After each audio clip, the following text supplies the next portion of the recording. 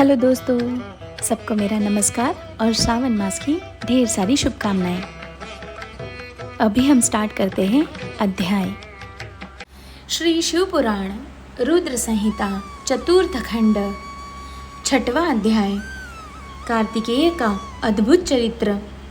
ब्रह्मा जी बोले, नारद, इस प्रकार सभी अभिष्ट देवताओं से आशीर्वाद प्राप्त करके कुमार कार्तिकेय बहुत प्रसन्न हुए। उन्होंने सभी देवताओं का धन्यवाद व्यक्त किया। तत्पश्चात वे अपने सिंहासन पर जा बैठे।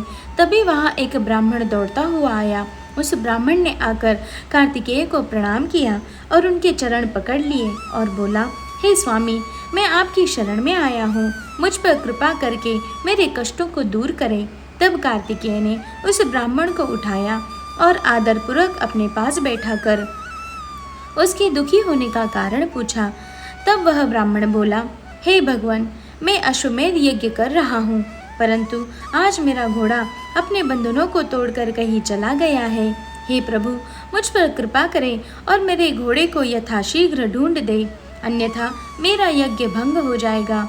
यह कहकर वह ब्राह्मण पुनः कार्तिकेय के चरणों को पकड़कर रोने गिड़गिड़ाने लगा। वह रोते रोते बोला, आप पूरे ब्रह्मांड के स्वामी हैं, आप सबकी सेवा करने को सदा तत्पर रहते हैं, आप सब देवताओं के स्वामी हैं और त्रिलोकीनाथ भगवान शिव के पुत्र हैं। इस प्रकार उस ब्राह्मण द्वारा की गई स्तुति को सुनकर कुमार कार्तिकेय बहुत प्रसन्न हुए। तब उन्होंने अपने वीर बलशाली प्रमुख गण वीरबाहु को बुलाकर उस घोड़े को जल्दी से जल्दी ढूंढने की आज्ञा प्रदान की तथा यज्ञ को विधि विधान के अनुसार पूर्ण कराने के लिए कहा। तब वीरबाहु ने कार्तिकेय को प्रणाम किया और ब्राह्मण के घोड़े को ढूंढने के लिए निकल पड़ा। उसने पृथ्वीलोक पर हर जगह उस घोड़े को ढूंढा। जिस व्यक्ति ने जो भी जानकारी दी उसके अनुसार वीरबाहु ने हर जगह उसकी तलाश की, परंतु वह असफल रहा। तब वह उस घोड़े की तलाश के लिए भगवान श्री हरि विष्णु के लोक बैकुंठ धाम गया। वहां जाकर वीरबाहु ने देखा कि एक घोड़े ने विष्णु लोक में बहुत आतंक मचा रखा था। तुरंत उस घोड़े को बंधक बना लिया। विष्णु लोक में वह घोड़ा खूब उपद्रव कर रहा था। कुमार कार्तिकेय के उस गण वीरबाहु ने तुरंत उस घोड़े को बंधक बना लिया और उसे पकड़कर अपने स्वामी कार्तिकेय के पास ले आया। तब स्वामी कार्तिकेय पूरे संसार का भार लेकर उस घोड़े पर चढ़कर बैठ गए और उस घोड़े को पूरे त्रिलोक की परिक्रमा करने का आदेश प्रदान किया। तब वह अद्भुत घोड़ा एक ही पल में तीनों लोकों की परिक्रमा करके लौट आया। तब कुमार कार्तिकेय उस घोड़े से उतरकर पुनः अपने आसन पर बैठ गए।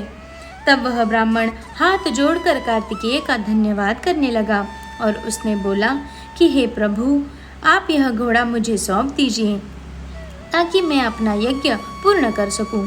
तब कार्तिकेय मुस्कुराए और बोले, हे ब्राह्मण, यह घोड़ा उत्तम है और यह वध के योग्य नहीं है, इसलिए आप इसे अपने साथ ले जाने के लिए न कहें।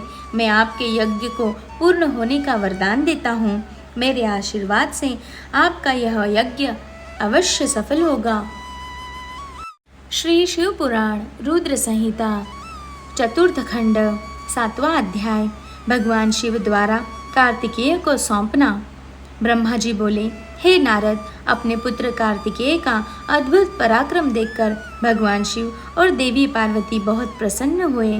तब सब देवताओं सहित श्री हरि विष्णु और देवराज इंद्र और मैं भी बहुत हर्षित हुए और भगवान शिव से बोले, हे देवादिदेव भगवान, आप तो सर्वेश्वर हैं, सर्वज्ञाता हैं। संसार की सब घटनाएं आपकी इच्छा से ही घटती है। आप तो जानते ही हैं कि ब्रह्मा जी द्वारा असुर राज तारक को दिए गए वर के अनुसार शिवपुत्र ही उसका वध करने में सक्षम होगा। इसीलिए ही कुमार कार्तिकेय का जन्म हुआ है। प्रभु, हम लोगों के कष्ट को दूर करके हमारे जीवन को सुखी करने के लिए आपने अपने पुत्र कार्तिकेय को आज्ञा दीजिए कि वह तारकासुर का वध करे। यह कहकर सब देवता भगवान शिव की स्तुति करने लगे। तब भगवान शिव का हृदय हम सब की प्रार्थना से द्रवित हो उठा। उन्होंने हमारी प्रार्थना को स्वीकार कर लिया और अपने पुत्र कुमार कार्तिकेय को देवताओं को सौंप दिया। तब भगवान शिव ने अपने पुत्र कार्तिकेय को यह आज्ञा दी कि देवताओं की विशाल सेना का नेतृत्व करे और देवताओं के दुखों और संकटों को दूर करने के लिए तारकासुर का वध करे। अपने पिता भगवान शिव की यह आज्ञा पाकर स्वामी कार्तिकेय बहुत प्रसन्न हुए।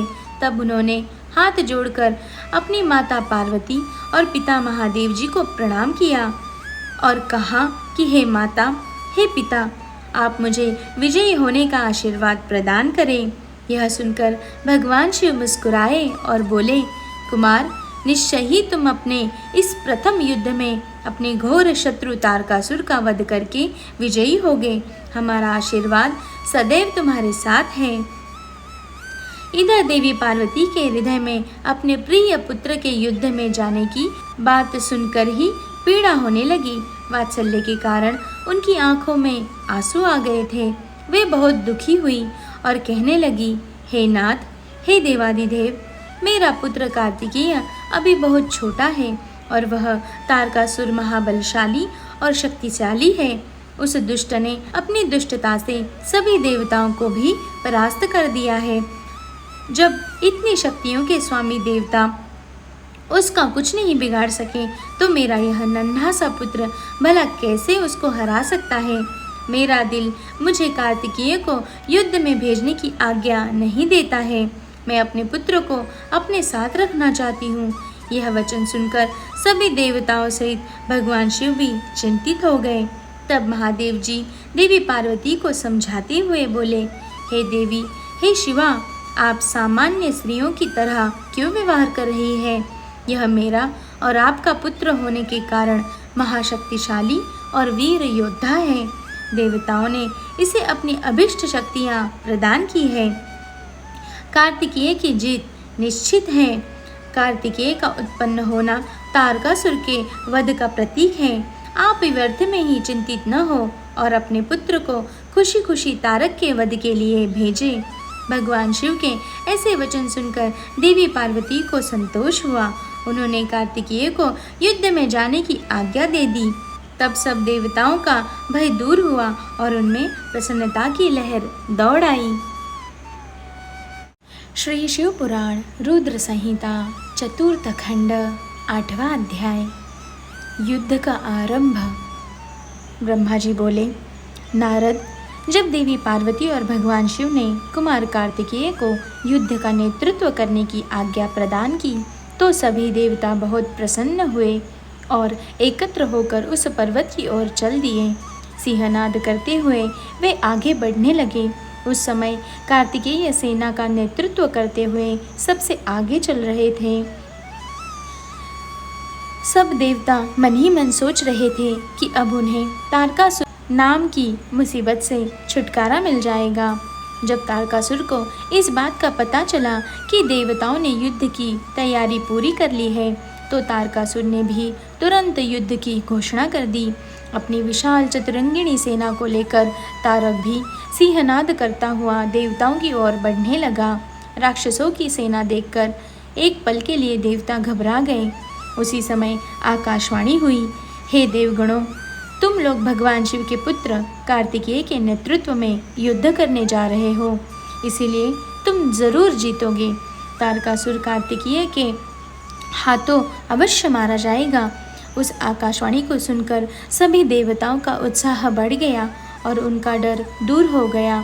उस समय दुदंबी और अनेक प्रकार के बाजों की ध्वनि आकाश में गूंजने लगी। तब देवता और राक्षस युद्ध करने के लिए पृथ्वी और सागर के संगम पर पहुँचे। दोनों पक्ष में बड़ा भयानक युद्ध छिड़ गया। युद्ध की भयंकर गर्जना से पृथ्वी भी डोलने लगी। देवताओं की सेना का नेतृत्व शिवपुत्र कार्तिकेय कर रहे थे।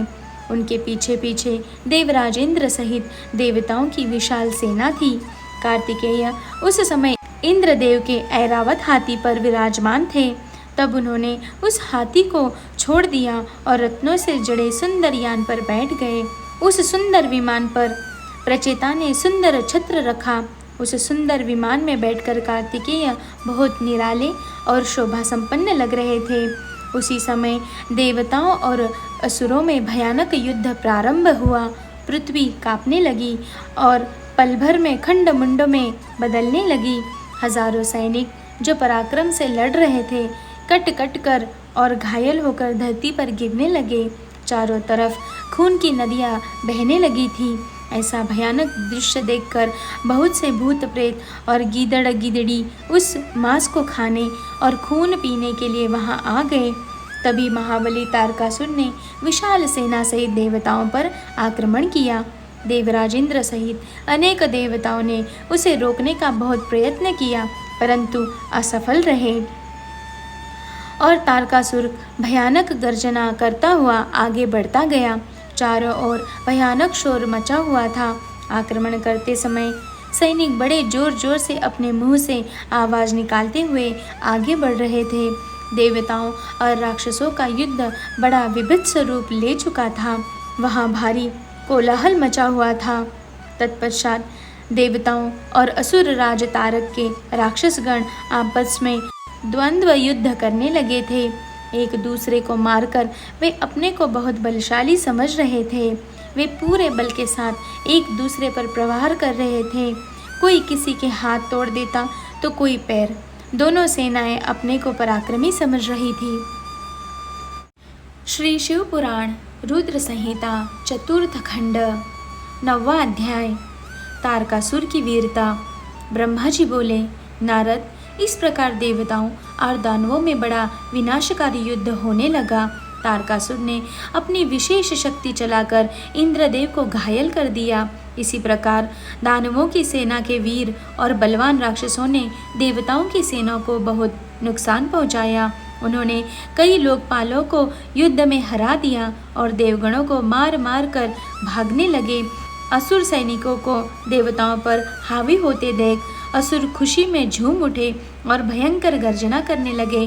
तब देवताओं की ओर से लड़ रहे वीरभद्र क्रोधित होकर तारकासुर के निकट पहुंचे। तारकासुर ने वीरभद्र को चारों ओर से घेर लिया। उन्होंने परस्पर पाश, खड्ग, फारसा और पट्टीश आदि आयुधों का प्रयोग किया। देवता और असुर आपस में गुत्थम गुत्था होकर लड़ने लगे। तभी देवताओं की ओर से वीरभद्र तारकासुर से लड़ने लगे। वीरभद्र ने पूरी शक्ति से तारकासुर पर आक्रमण किया और उसको त्रिशूल के प्रहार से घायल कर दिया। घायल होकर तारक जमीन पर गिरा, परंतु अगले ही पल उसने स्वयं को संभाल लिया और पुनः खड़े होकर वीरभद्र से युद्ध करने लगा। महाकौतुकी तारक ने भीषण मार से वीरभद्र को घायल करके वहां से भगा दिया। तत्पश्चात उसने वहां युद्ध कर रहे देवताओं को अपने क्रोध का निशाना बनाया। तारक देवताओं पर अपने बाणों की बरसात करने लगा। तारकासुर के इस अनायास बाणों की वर्षा से देवता भयभीत हो गए। तब स्वयं श्रीहरि विष्णु तारकासुर से लड़ने के लिए आगे आए। श्रीहरि ने गदा से तारकासुर पर जो ही प्रहार किया, उसने विषित्व बाण मारकर उसके 2 टुकड़े कर दिए। तब क्रोधित होकर विष्णु जी ने शारंग धनुष उठाया और तारक को मारने के लिए बढ़े। तभी तारक ने प्रहार करके उन्हें गिरा दिया तो विष्णु ने गुस्से से सुदर्शन चक्र चला दिया। नारद, तब मैंने कुमार कार्तिकेय के पास जाकर उनसे कहा कि मेरे दिए हुए वरदान के अनुसार तारकासुर का वध आपके श्री हाथों से ही होगा, इसीलिए कोई भी देवता तारक का कुछ भी नहीं बिगाड़ सकता। यह सुनकर कार्तिकेय रथ से नीचे उतर गए और पैदल ही तारक को मारने के लिए दौड़े। उनके हाथ में उनकी शक्ति थी जो लपटों के समान चमकती हुई उल्का की तरह लग रही थी। 6 मुख वाले कुमार कार्तिकेय को देखकर तारकासुर बोला, देवताओं, क्या यही बालक है तुम्हारा वीर पराक्रमी कुमार जो शत्रुओं का पल में ही विनाश कर देता है? यह सुनकर तारकासुर जोर से अट्टहास करने लगा और बोला कि इस बालक के साथ तुम सभी को मार दूंगा। तुम इस बालक की मेरे हाथों हत्या कराओगे। ऐसा बोलते हुए भयानक गर्जना करता हुआ वह कुमार कार्तिकेय की ओर पलटा और बोला कि हे बालक, ये मूर्ख देवता तो व्यर्थ में तुझे बलि का बकरा बनाना चाहते हैं। मैं इतना भी कठोर नहीं हूँ कि बिना किसी अपराध के एक मासूम बालक पर वार करूं। इसीलिए जा, तू भाग जा, मैं तेरे प्राणों को छोड़ देता हूँ। देवराज इंद्र और भगवान श्री हरि विष्णु की निंदा करने से तारक द्वारा कमाया गया तपस्या का पुण्य नष्ट हो गया था। तभी इंद्र ने उस पर वज्र का प्रहार किया, जिससे वह धरती पर गिर पड़ा। तब कुछ ही देर में तारकासुर पूरे उत्साह के साथ पुनः खड़ा हो उठा और अपने भीषण प्रहार से उसने देवराज इंद्र को घायल कर दिया और उन पर अपने पैर का प्रहार किया। यह देखकर देवता भयभीत हो गए और इधर उधर भागने लगे। तभी श्री हरि विष्णु ने इस स्थिति को संभालने के लिए तारकासुर पर अपना सुदर्शन चक्र चला दिया। चक्र ने तारकासुर को धराशायी कर दिया, परंतु तारकासुर इतनी आसानी से हार मानने वाला नहीं था। वह अपनी पूरी शक्ति के साथ पुनः खड़ा हो उठा। तब उसने अपनी प्रचंड शक्ति हाथ में लेकर भगवान विष्णु को ललकारा और उन्हें अपने भीषण प्रहार से घायल कर दिया। विष्णु जी मूर्छित होकर पृथ्वी पर गिर पड़े। वहां का यह दृश्य देखकर सभी देवताओं में कोहराम मच गया।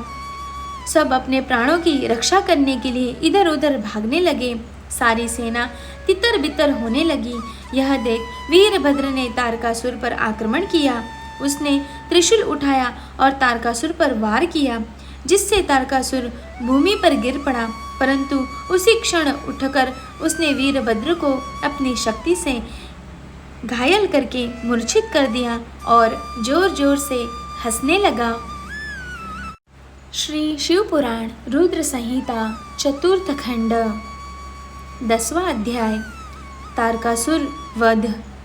ब्रह्मा जी बोले, नारद, यह सब देखकर कुमार कार्तिकेय को तारकासुर पर बड़ा क्रोध आया और वे अपने पिता भगवान शिव के श्री चरणों का स्मरण कर अपने असंख्य गणों को साथ लेकर तारकासुर को मारने के लिए आगे बढ़े। यह देखकर सभी देवताओं में उत्साह की एक लहर दौड़ा गई और वे प्रसन्न मन से कार्तिकेय की जय जयकार का उद्घोष करने लगे। ऋषि मुनियों ने अपनी वाणी से कुमार कार्तिकेय की स्तुति की। तत्पश्चात तारकासुर और कार्तिकेय का बड़ा भयानक दुस्सह्य युद्ध हुआ।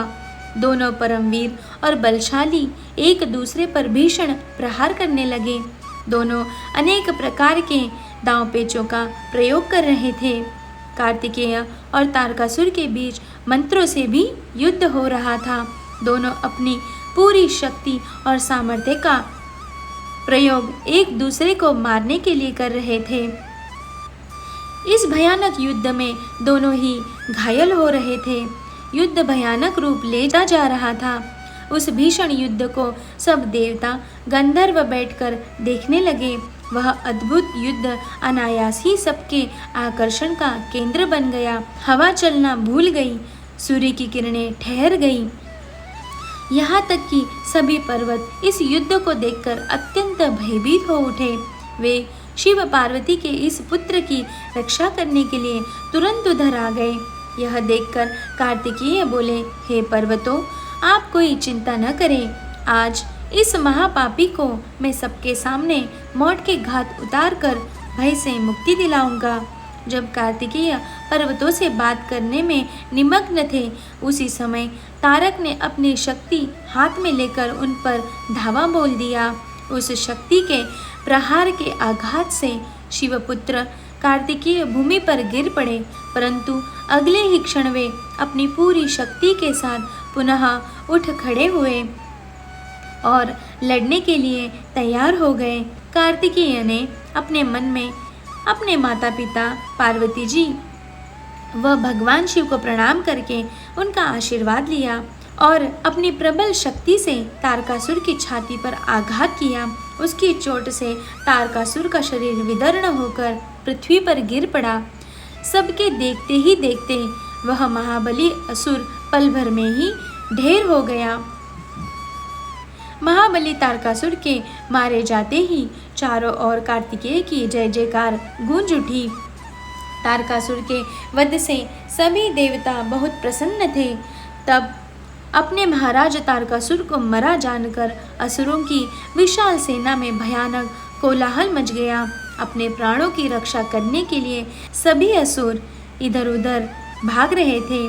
देवताओं ने मिलकर सभी असुरों को मार गिराया। कुछ असुर डरकर मैदान छोड़कर भाग खड़े हुए थे, तो बहुत से दैत्य और राक्षस हाथ जोड़कर कुमार कार्तिकेय की शरण में आ गए और उनसे क्षमा मांगने लगे। तब कुमार ने प्रेम पूर्वक उन्हें क्षमा कर दिया और उन दानवों को आदेश दिया कि वे सदैव के लिए पाताल में चले जाएं। बोलो हर हर महादेव।